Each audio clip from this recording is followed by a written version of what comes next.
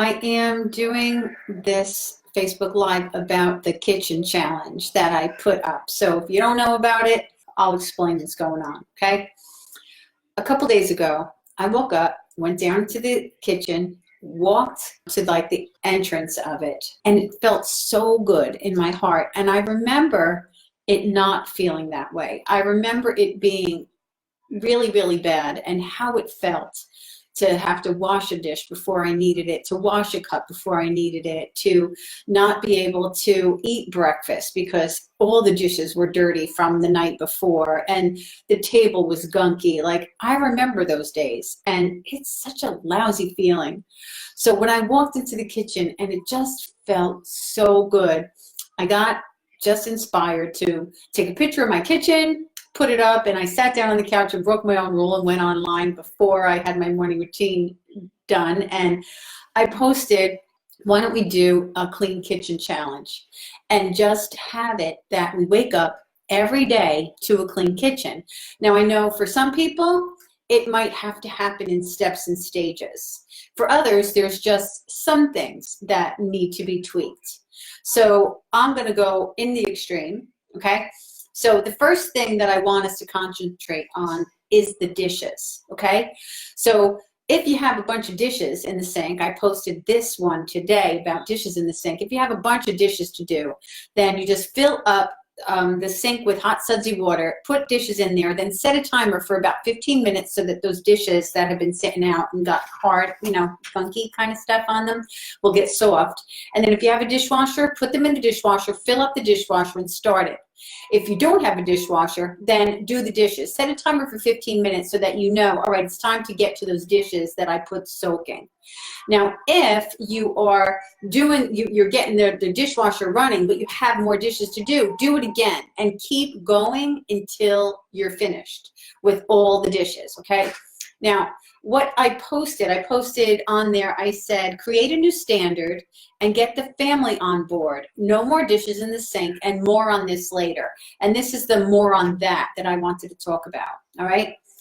Now, if you go to bed with like last night's dinner out and not cleaned up, then it's become your standard. So what you want to do is you want to make a new standard.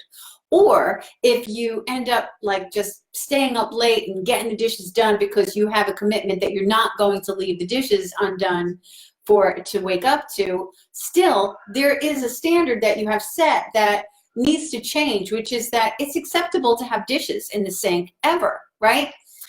Now, what I do in my Tidy Tutor world is I teach people to count Mississippis, okay? And what that means is you count 1 Mississippi, 2 Mississippi, 3 Mississippi, 4 Mississippi, as you're doing a job.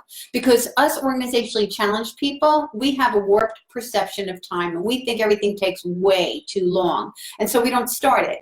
So what you do is you count Mississippis as you're doing the dishes. Each time you have a dish that needs to be done. So you just had a cup of tea, don't just put it in the sink, wash it, and then count Mississippis. 1 Mississippi, 2 Mississippi, 3 Mississippi, because it'll help you to see it only took like 5 Mississippis. That was just 5 seconds. Tell this to your family. If you live with anybody, right? If you live with people, then get them on board with this. If you live in a wreck, then they don't want to anymore either. So they want this thing to change. So you could say, look, we're doing a clean kitchen challenge, and we are going to make sure that the dishes are always done. So if you make yourself a snack, if you have a bowl of cereal, if you have a cup of tea, if you have a glass of juice, whatever, that dish does not go in the sink. Rinse it, put it in the dishwasher, and if you don't have a dishwasher, then you wash that and put it in the drain. And teach them about the Count Mississippi thing. Because what happens to us a lot of times is we think that everything takes too long, so we say, I'll do it later. Well, those do it later things add up to entire weekends of having to clean ourselves out. Those do it later things turn out to be like a whole vacation that you were off at work. And instead of taking that vacation and relaxing and enjoying it, you decide that I'm going to get the house cleaned up and I'm going to take this whole vacation to do that. Let's not do that, okay? Let's change that. We can change that. And that comes with like little steps of paying attention to those little things that make life really difficult. There's a verse in the Bible, I'm pretty sure this is in the Bible. It says that the foxes, it's the little foxes that spoil the vines. I think that's in the Bible. It isn't like this great big horrible thing that makes everything just go to hell in a handbasket. It's little tiny things in small increments that end up being a big disaster, and we don't have to live that way, and we don't have to experience that. So counting the Mississippi things here. Georgia, she just said, hi Georgia. Georgia just said, hello Kathy, I love the Mississippi count idea. It really works, right? And I use that for everything. To teach my granddaughter, did you count the Mississippis, right? When she leaves the bathroom, there's always something back there. There's always a toothbrush out or a toothpaste out, toothbrush and toothpaste, the cap off it, something on the floor that, like, wait, before you leave the room, stop, turn around, and I'm telling you, this is something we have to do. If we're living in a mess, it means that we're not doing this. And a lot of it has to do with that we think there's no time for anything. Oh, I can't do that now. I can't do that now. Even down to like closing cabinets and drawers in the kitchen, right? Or closing the closet door and drawers in the bedroom, right? We think everything takes so long. So we're like, oh, I'll get to that later. I'll get to that later. And we're always like rushing around. If we count the Mississippis, we realize it doesn't take that long. Honestly, do you think it's going to make a difference if it took you 5 more seconds to leave the room than it did before?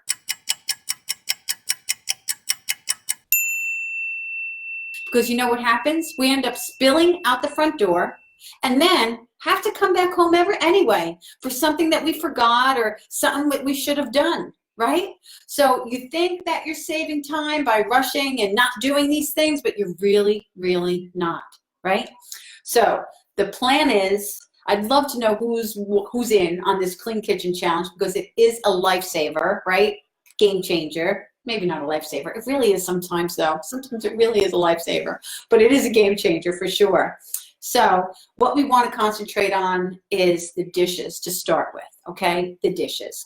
And then I'll do another video tomorrow, and I'll do this about, it was just on my mind what I was going to say. Oh, dinner, right? Cleaning up dinner. And I want to get into some things that maybe you didn't think about, because I know that if you're organizationally challenged, there's a lot of excuses that you have, and very valid ones. Like you work really long hours. It takes you a long time to get home from work. You know, you leave early, you get home late, right? There's lots and lots of reasons why we don't do certain things. And so we'll get into that a little bit tomorrow, all right? But for today, what we want to do is get those dishes done, okay?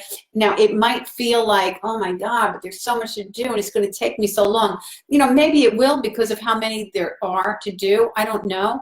But I'm telling you, it's going to take a lot less time than you think it will. Absolutely, it will. And just do this. Just say this to yourself. Say, you know what? You know, you play, you got to pay. So it's going to take me a while. Okay, that's life, right? Like if we need to lose weight, take some time to get to the place where we are, where we want to be, right? We want to exercise, takes a little time for it to not hurt anymore and feel like a drag, right? Whenever we're getting started doing something, it's always a little bit harder, but the reward is big, right? And remember that hard does not have to be bad. It's just the meaning that we give to it.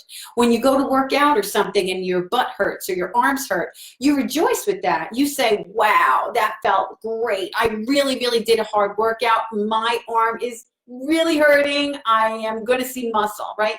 It gives us the assurance that we actually did the right thing. We were really working those muscles. Do the same thing with this. When you say, oh boy, I am tired, I don't want to do this, say, that's great. This means I am actually doing the work. And when you do the work, you see the results, right? So, you know, just be your own mommy and make yourself get it done. Remember, if you don't live alone, you are not the slave of the house, right? Set a new standard. This is not acceptable anymore. Let's change this. All right. I'm going to talk more about that throughout the week. This was really a spontaneous thing. This was not like something that I planned and like, you know what, let me see how I could, do my next marketing or something like that. That is not the way this went down. It really was completely spontaneous. My heart was just really full with how good it felt to walk into my clean kitchen, remembering how lousy it was and thinking about you guys and like, if you are in that space, I want to help you get out of it. That's all there is to it. Okay, so I'm going to sign out now. Let me look and see if there's any questions. Melly said, hello, Melly. Hi, Kathy. Thank you so much for helping me adjust my perception of time. You're welcome. It really is a big deal, is it not? Yep. There's so many things we don't do because of how long we think it takes. And that, like this morning, I did this. Ready? This morning, the teapot was going, right? And I said, you know what? I could do something in the kitchen during this time the teapot was going.